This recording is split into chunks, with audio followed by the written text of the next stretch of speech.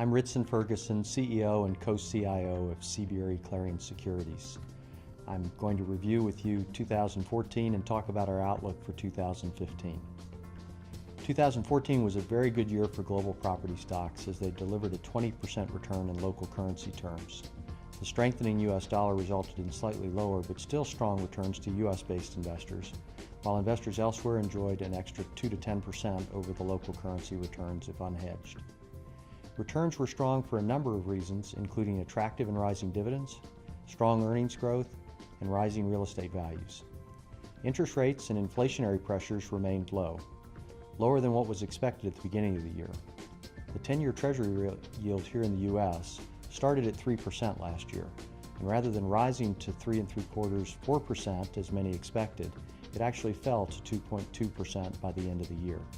This environment of low interest rates and low inflation made the dividend yields and the earnings growth of real estate very attractive. Despite the very good year last year, we believe global property stocks are poised for another good year in 2015. There are 4 factors that support our positive outlook. First, rising property values. In many of the major property markets worldwide, we continue to see strong institutional demand for commercial real estate, both from occupiers and investors. Coupled with low levels of new supply, the case for continued rising property values remains strong. Second, dividend yields are still attractive, and they're growing. Even after the good returns of last year, with increases in dividends, real estate stock dividends represent 3 to 6% yields, which look very attractive relative to continued low bond yields. We expect earnings growth to be 7% again in 2015 and 16, which bodes well for continued growth in the dividends. Third, valuations are still attractive. Much of the strong returns last year were explained by dividends and rising real estate values. So listed property companies globally still trade at valuations very much in line with the value of the real estate that they own. In fact, our estimates show that listed property companies on average traded a discount of about 3% to the net asset value of their real estate property portfolios.